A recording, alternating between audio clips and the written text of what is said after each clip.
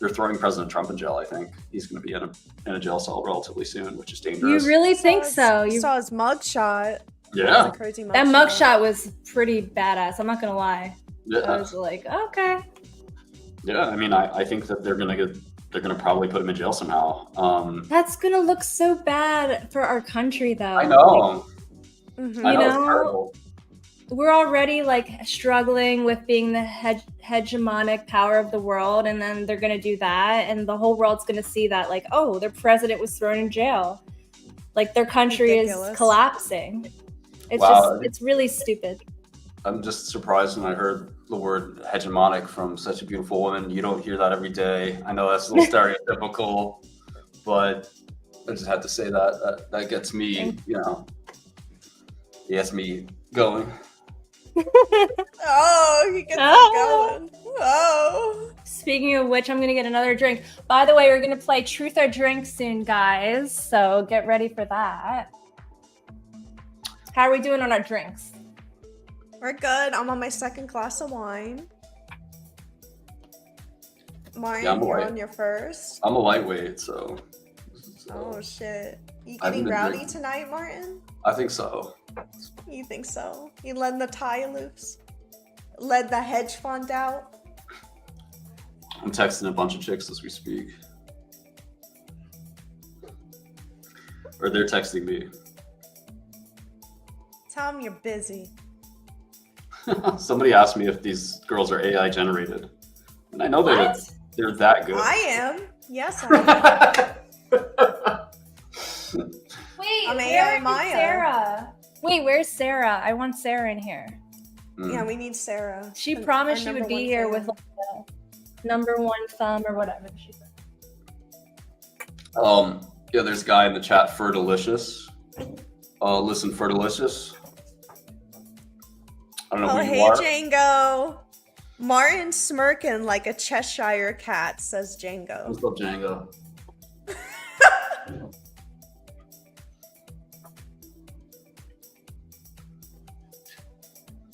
You are a Cheshire cat. I'll take it. Wait, what were you gonna say to Yes. Ferdelicious, Martin? I don't want to hear any more bullshit out of your mouth, because if you're here sitting with us, and we were at a lounge, right? It was me, Fiore, and Maya, and we were just like hanging out at our little table, and you were talking shit like that, there'd be two men escorting you out of the building immediately. So here on the internet, don't make me escort you out of the building immediately, just like I would IRL. And I don't want the girls to see that. Do you know what I mean? So You don't want to piss me send off. the goons. Why Don't would you fucking want to piss me send the off. goons? It's not even a matter of goons. Like, you're right. The goons are always watching. The goons are there. You don't even know that they're there. Like Yeah, they're there. they arrive at the spot 2 hours before I do. They're just gonna be sitting at the bar all night having a drink. Like, why are these two like huge guys sitting at the bar? And every girl that comes up to them, they're just like, "Not tonight, babe. Not tonight, babe," because they're working. They're watching us, making sure we're good, and so they spot you from a mile away. Sorry. There we go. Fix the stream. Oh, you fixed Martin- it. Okay. Yeah, I did. Martin, digital_man says, I hope Martin is pissing on me tonight. Whoa. Oh, that's an interesting fetish. So somebody, I have an OnlyFans, and I don't know Oh, if you you're really do have an I OnlyFans. don't know if you're supposed to mention No, it. do you really? I don't know if you're supposed to mention it here. OnlyFans. It's perfect friends. place. Perfect place. I put like 3 photos on there, and some like people DM me sometimes, and one guy asked if I think he asked me, would you piss on a fan or something like that, and I didn't respond. I was like, this is fucked up. So that reminded me of that. You get some weird messages. I've only Where got, did they want to be peed on? Like anywhere? Does it matter? Or... Good question. Maybe I can should find ask. out. I'm not doing it. It's not my jam. The weirdest fetish I ever heard of was not actually feet or pee. It was, I'm not going to say names, but there was this girl that I knew on Discord, and she is into dressing up like a cow and getting milked. Wow. How do you milk? How does? I think she takes those pills that make you lactate and then gets milked. Oh, Jackie. Oh, I know. Fiore. It's somebody you know. It's somebody you know. Oh my by the way. God. We'll talk Someone- to you later who. Someone. You'll tell me off stream. Tell me off stream. Is it Django? Stream. But isn't that a weird fetish? No, it's a woman. It's a weird fetish though. I was like, that beats a foot fetish, I gotta say. Or a pee fetish. It's Martin, do you like to get milked? No. definitely not, right, Martin? What's up? Definitely not, right, Martin? Definitely not. I like this guy writes pee fetish is normal. Like, no, it's not.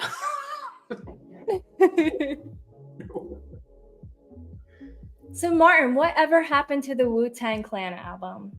Very What curious happened about here?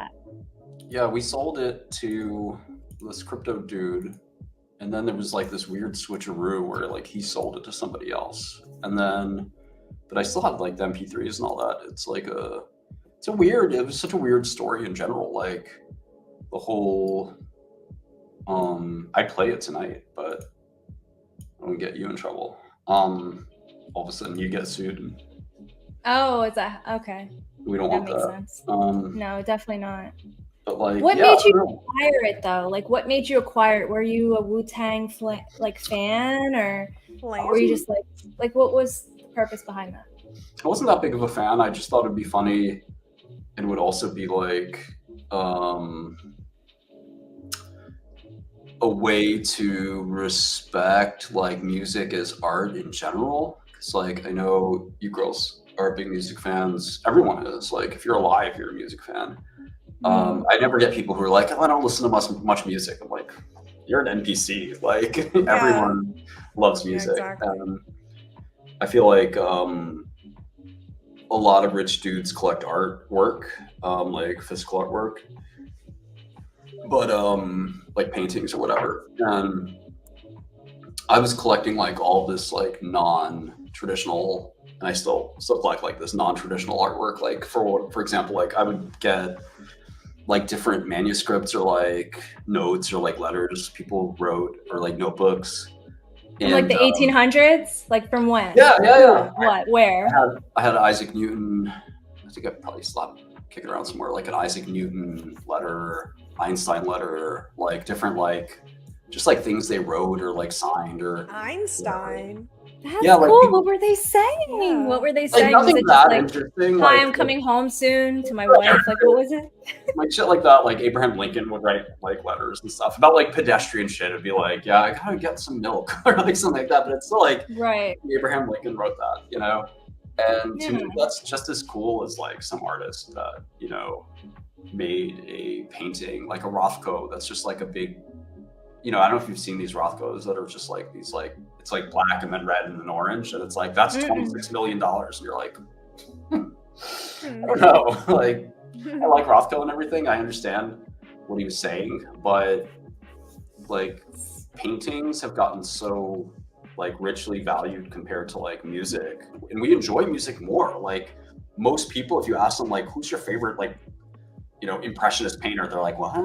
But if you ask them like, have you heard of Taylor Swift? You're like, yeah, I love Taylor Swift. You know, so Oh my think God, I feel you on that. I just looked up Mark Rothko and I see what you're saying. Like they really go for that much.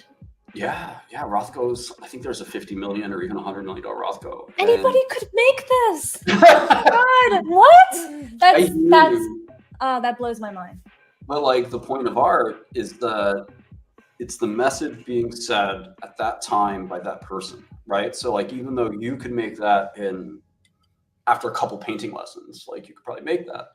I think what's important is what was that person trying to say at the time in the art world, right? And it's like, it sounds weird, but like if Taylor Swift all of a sudden, right, made a record that was like of her just like screaming or something, it would be like, wow, this is like more like poignant than it is if like you did it or I did it because we're not Taylor Swift, right?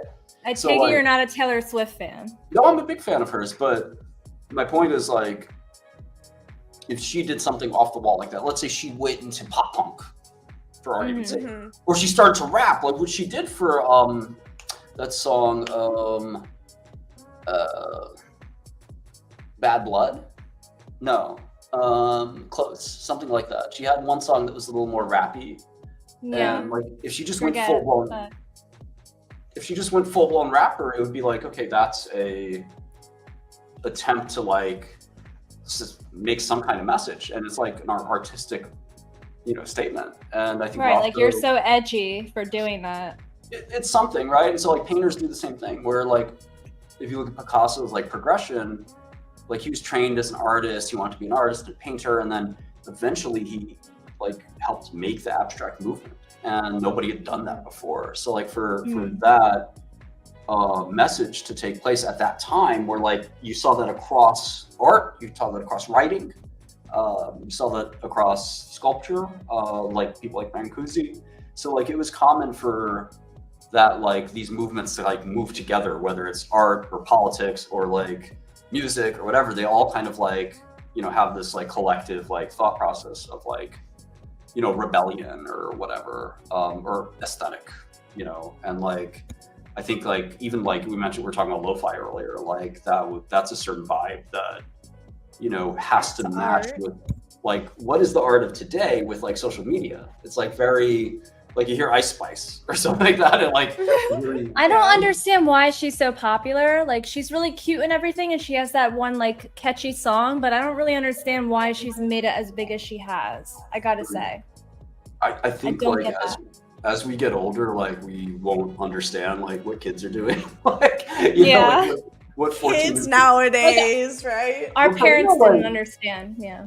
Like so much of culture is driven by like honestly like 15-year-olds, and when we were 15 we thought like we were important at the time, or like we were driving culture, and now in 20s 30s or 40s like you're not as relevant as you used to be, and it's still those younger people driving culture. When you see like ice cream yum yum or like something like that on TikTok, like we're looking at it, we're like, this is kind of retarded. But like what matters is, are the 15 and 20 like arguably like younger than 20-year-old people, what are they thinking about it? And like they matter more in determining culture because they have nothing to do. Like they consume more art and culture than all of us combined, because they live on the internet and like we have jobs and shit. So I think those like how they feel about things is really important. And it's just. Do you think Ice Spice? Sorry, go ahead, Maya. No, babe. Sorry, Jackie. I just had to say, do you think it's different because this generation has literally came out of the womb with an iPad already, Absolutely. And we had to wait a little bit to have internet. Yeah, like when rap like came out, which sounds funny, but like when rap was really like climbing the charts for the first time ever in the early 90s, my parents and every other parent in America was like, what the fuck is this? Like, how does anybody like this like crazy shit? And rap didn't sound as good as it sounds today, right? Like, which is just like objectively true. It was like, it did sound like what we'd call like classic hip hop or old school hip hop. And like people were just like weird. A lot of people were weirded out by it, and kids liked it. But ultimately now that you have like, the internet, like you said, people are like come out of the womb with an iPad. I think it just exacerbates trends like so much more. A lot of people at my company are like 18 or 19 or like 20 or 21, and that's young. Yeah, but like they're like the best workers. So really? Wait, okay, I have to pause you there because I heard, and I don't know because it's not like I'm working with people like that, but I heard that like the younger generation at that age range, they don't want to work basically. They just kind of want to coast. Yeah. For the most part. Obviously there's outliers. 80-90% of them, I think you're right. But like finding those 10 or 20% that are still like, no, I want to be fucking successful. Like, fuck those people.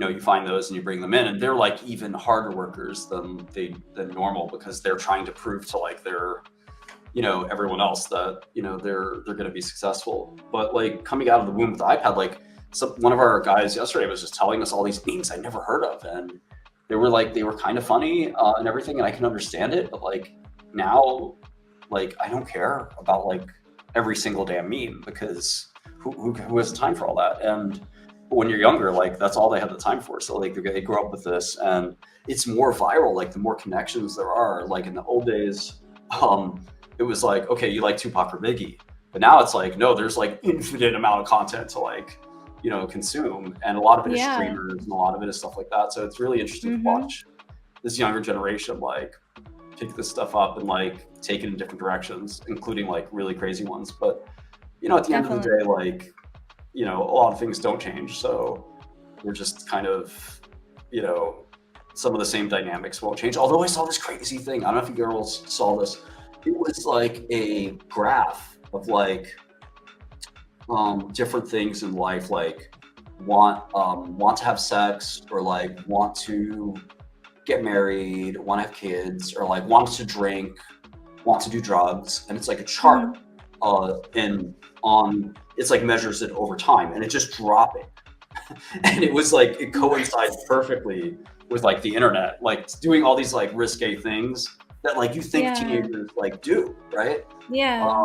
Like it's just dropping like crazy, because like teenagers aren't teenagers anymore. Like they're just online, and they're not necessarily like being crazy, which is like what we presumably all are still on. Like they're not making mistakes. Like they're not out there making mistakes. They're doing it all online, basically. Right. What they should be like, they should be getting drunk, getting knocked up, getting like, getting knocked up. Yeah. I don't know about that. I mean, but it does happen, obviously. Like doing all the stuff that 16 and pregnant. You guys remember that MTV? Right. Damn, MTV was Teen so Mom. great back then. Yeah, Teen Mom. That was great. The old school MTV was so good.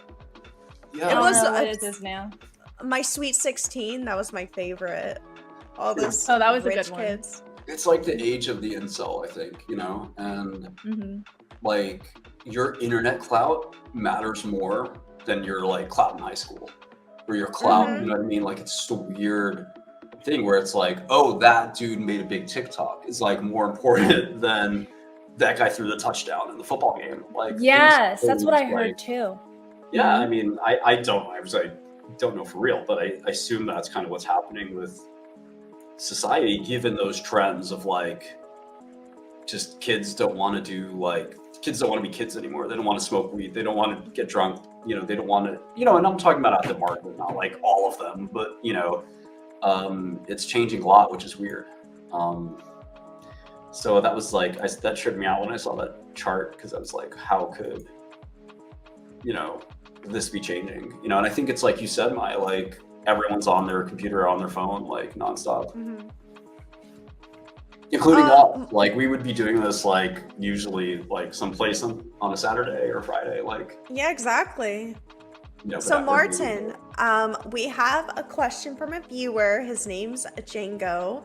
He says, what are your thoughts on sex robots, Martin? Well, I'm making some of them, but I'm not making the physical robot. So there's a new thing that just came out the other day called Mosaic, where it's like a Mosaic robot. I forgot what it's called. They have a name for it, but they did a demo, and this thing like can pick up a wine glass. It can like move around your house. Like it's kind of crazy. And like, of course, the first thing out of everyone's mind is like, can I fuck it? Like not the first thing out of my mind, but it's certainly like people are like, this thing can really like maneuver. So I think like people will probably make like really good sex robots at some point. Like we make audio and like other types of AI software. So for us, like it makes sense that people would want to use their software for sex, but I don't know that like, it's like around our office, like every time we make something cool like that, not exactly like a sex robot, but like a computer that can talk really well, or like a program that imitates something really well, we're like, people still won't quite think that's the same thing as the real thing. So like, it's gonna be a while before it's like like it almost has to be better than the real thing. If you think about it, like I'm constantly thinking of like, okay, is Maya better than Ashley? And like, should I dump Maya for Ashley? I don't know. Like Maya's always better than Ashley. I know. Maya's always better than Ashley. You want that humanistic feeling. Actually, I have another question for you, Martin. Would you ever make a sex robot of Jackie and I? Oh, that's a tough one. Well, how is it tough? Should say yes. I was gonna say like, it depends on the real thing. But no, like the real thing's that good, you need the robot, right? That's like one of the first sex well, robots. if we die, then yeah, that's you need a robot. But no, like one of the first sex robots was somebody who was missing their partner, and they were like, okay, let me have the robot like Monday through Friday, and then, or like if they go on vacation, I need the robot. So like it's pretty wild, but like I do think like in terms of like comparison, like everyone thinks that way if they're like, oh, this guy at work really likes me and Martin's been treating me like shit, so you know what, I might just dump Martin and go with this guy at work. And like we're always stacking people up kind of against each other, and I feel like at some point the robot, to be really interesting and not just like a whatever, like oh whatever, like I'll try it, to be like really interesting, I think that the robot almost has to stack up against the person. Now having said that, there are sex toys, like, so like in a lot of ways, like, why wouldn't like just the evolution of the sex toy, at least for women, be like, okay, we have a sex toy, let's like make that toy like more interactive. But I still think like even for men, like it takes a real weirdo to have like a sex doll or blow up doll. like if there's any person that had that, like I would imagine like you'd probably dump that guy pretty fast. Be like, yeah, what? So like if to have a sex robot is like kind of like, okay, is that weirder or like? Is it that different from like a sex? What do they call a pocket pussy? Is it that different? Oh my god! It's just a more formulated version of a pocket pussy that might. Yeah, but Jackie, it's socially acceptable for like a woman to have a vibrator or something, but I feel like it's weirder for a guy. Like it's less social acceptable for a guy to have a pocket pussy.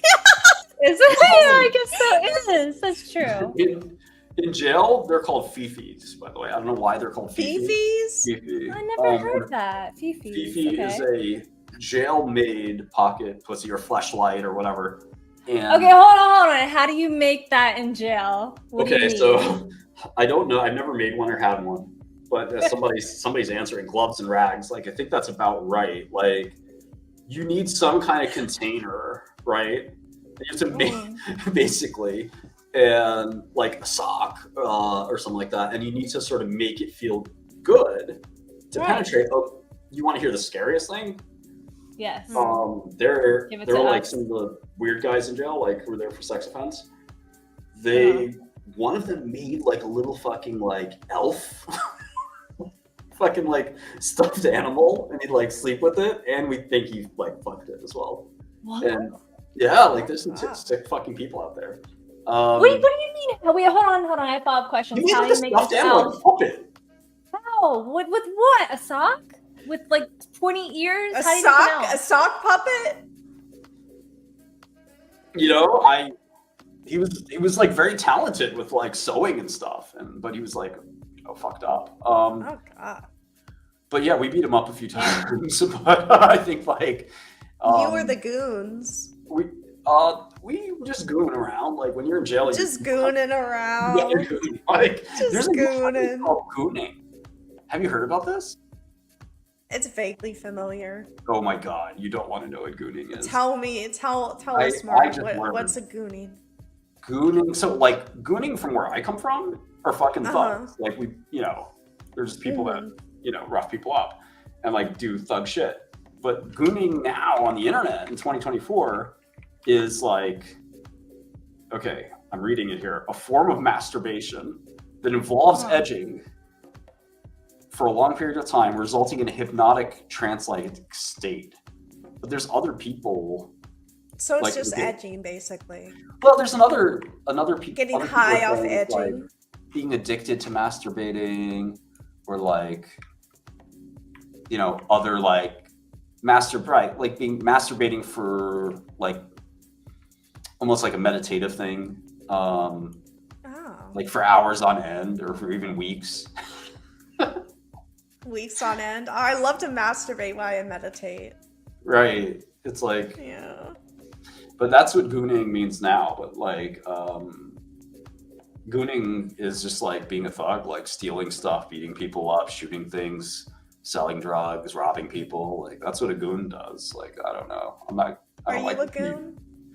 I'm not a goon. I know goons. I employ goons, but I try to keep it, you know, classy. But like I said, if I have to be a goon for 5 minutes or something, I will. But I just don't want. Do the goons wear suits? Depends. You know, the goons can wear suits for sure, but you still know they're goons. Like, who were those goons in the TMZ video that you had with? They weren't real goons. Those were just were like they friends? That was funny as hell, dude.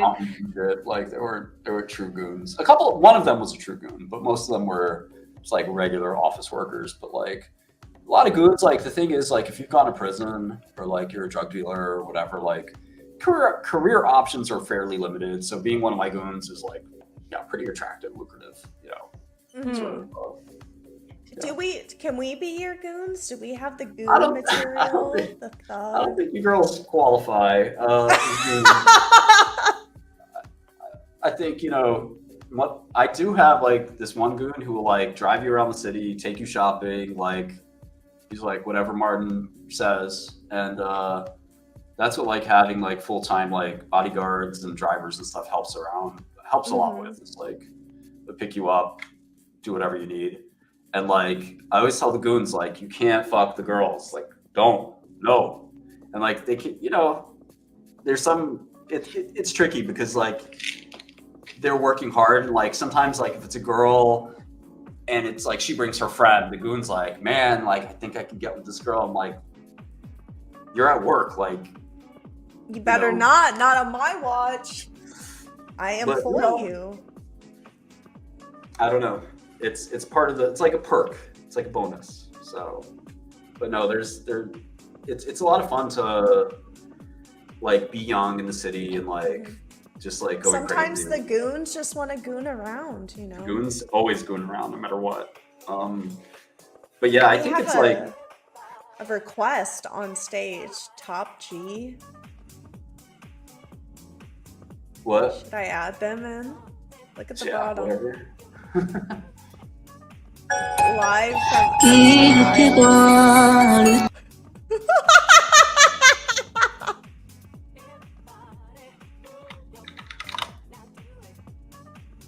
What the fuck was that? Did you see that? Top G live from Epstein Island? My friend Andrew Tate. Yeah, I started getting with like Andrew and Tristan. I think they're cool. I think they're really funny. I have them blocked on Twitter. Oh, really? I have Andrew Tate blocked. Yeah. You don't like him? No. I mean, obviously he can be a douchebag. Why? I like him. He's cool. Like if I met him, I'd be nice to him. It's not even that I don't agree with what he says. I mean, I don't always agree with what he says. I don't agree with what he says.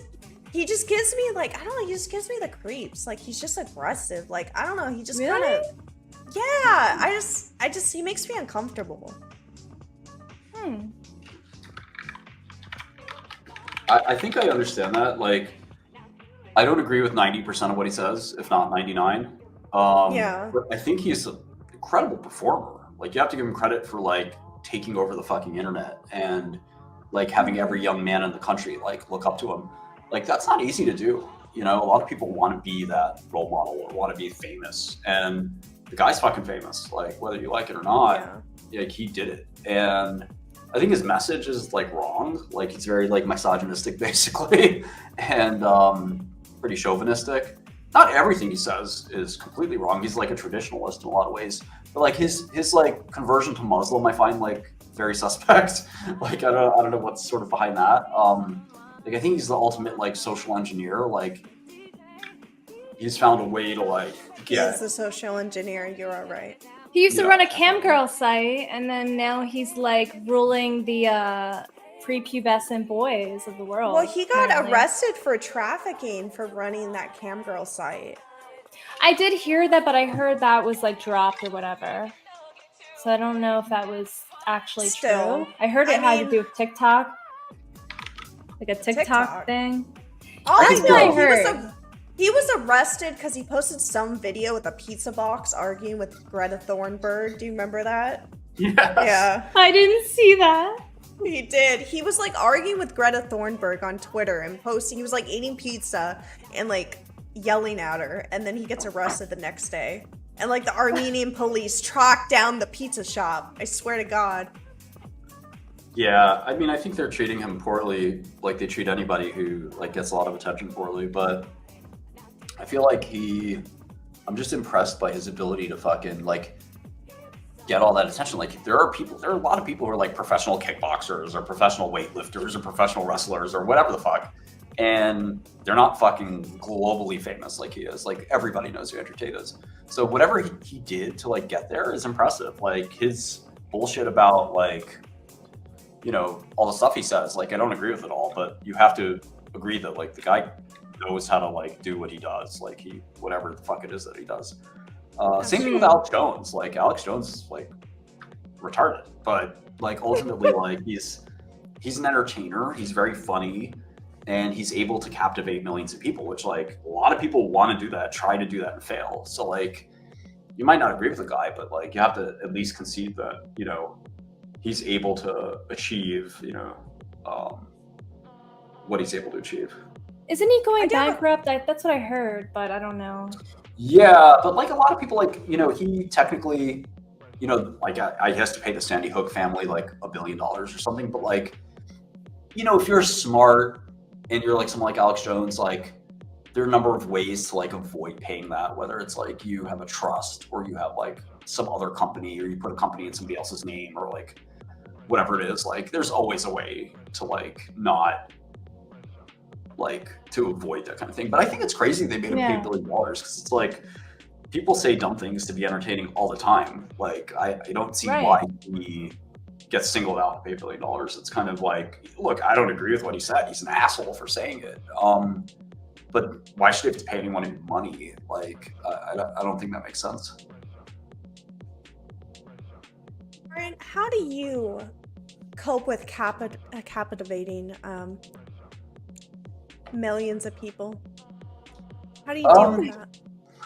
I think that, like Tate, if you think about like Tate and Tucker Carlson and like other people like that, men like are always searching for a role model, and it's weird sounding, right? But like, I think so many men are looking for other men they can look up to and emulate.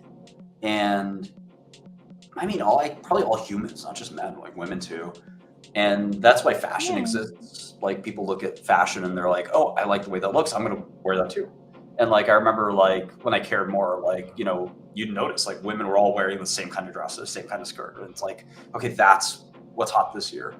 And this mimicry comes from like just a natural desire to like, I want to be like that person, you know?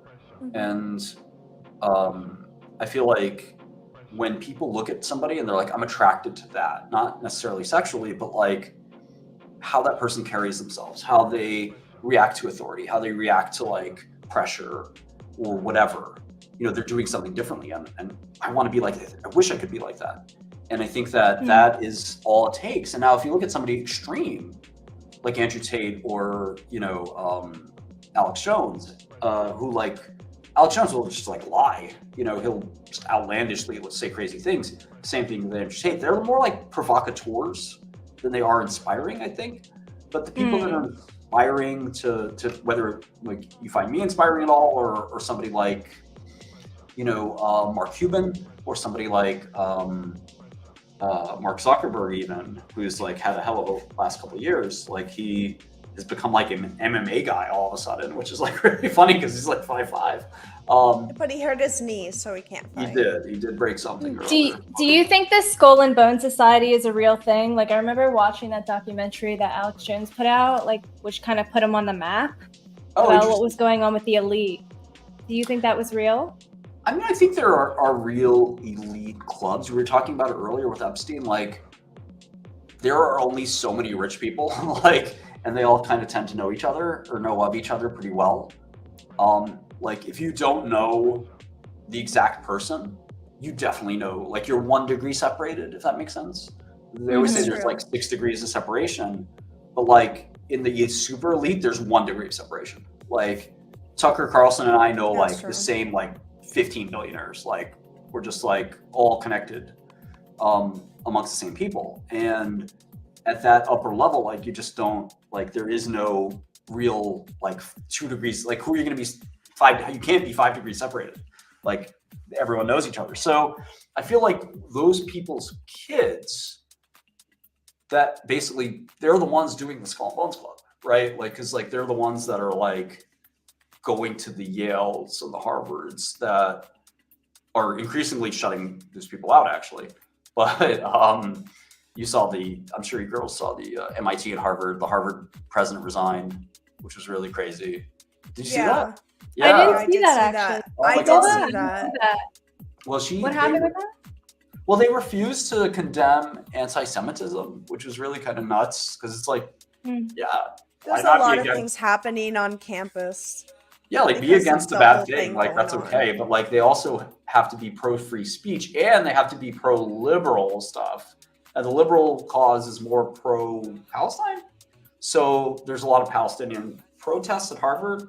And when they asked them, like, won't you condemn free speech right now? And they were like, no.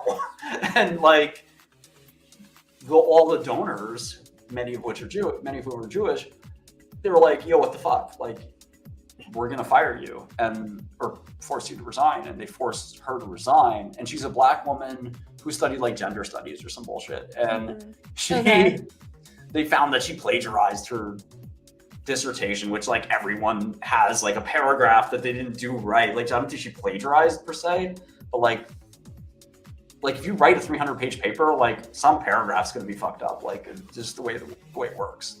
And they consider plagiarism. But the bigger point is that they got rid of her one way or the other for whatever reason, because she wouldn't condemn anti-Semitism. And they're probably going to get rid of the MIT person. They're probably going to get rid of the UPenn person, or they already left. I don't know. But like, these 3 university professors were like kicked out. And so when it comes to like Skull and Bones, like, if your parents went to Harvard, your chance of getting into Harvard is like 100x like a normal person. And especially if you're in Skull and Bones. If you're in Skull and Bones, if you're in Skull and Bones, 100x to get into Harvard or Yale or whatever. I think so. Like George Bush is the famous one, and John Kerry, and it's like the Bushes have been rich and famous and powerful for like generations. Yes. So if your last name is Bush and that's like, you're from Texas, it's like, oh, you're a big shot, and you can get into Harvard more easily because you're probably going to continue to be a big shot with a lot of money and give Harvard money. So it's like this cycle that works. Legacy. They're a legacy. Why not?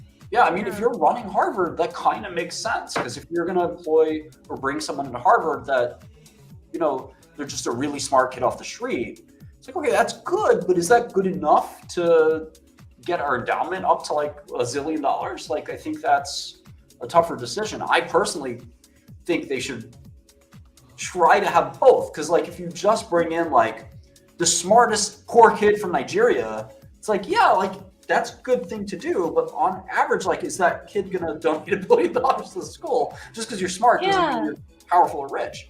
So like, you have to make the school costs money. Like, the school costs billions of dollars to like build those buildings and get those equipment and get the best professors and get like, it's a business. Basically, it's a business. So should school be a business at all? Is another question. But you know, Harvard is basically just a gigantic business, and some people even joke it's like a hedge fund with professors. Did you go to Harvard, Martin? No, I had a very funny story. I basically dropped out, but I went to. You dropped out of college? I dropped out of high school. I went to a very Oh. fancy high school where like everyone is supposed to go to Harvard and Columbia and like Yale and all those schools, and then I didn't sort of like follow the rules that I should have, which has been like a theme in my life. I just like can't listen to anybody. I can't follow direction, and so I quit high school to work on Wall Street when I was 16. And it was like a very cool and fun thing. But like, I think a lot of people who are like prodigies or like really smart or like go to these top schools, like some of them are like bored with it all, you know, because they're like been told like they're a superstar their whole life and they're just like, get this over with. Like what's the next thing? Because like, What was cool about Wall Street though in the beginning? For me, coming from like a poor family or like a lower class family or just like an immigrant family, I think being around like these people who are making millions of dollars is cool because it was just like, okay, my family, these people make more like 100x or maybe like 500x sometimes, or even 1,000 or 5,000x what my family makes in a year.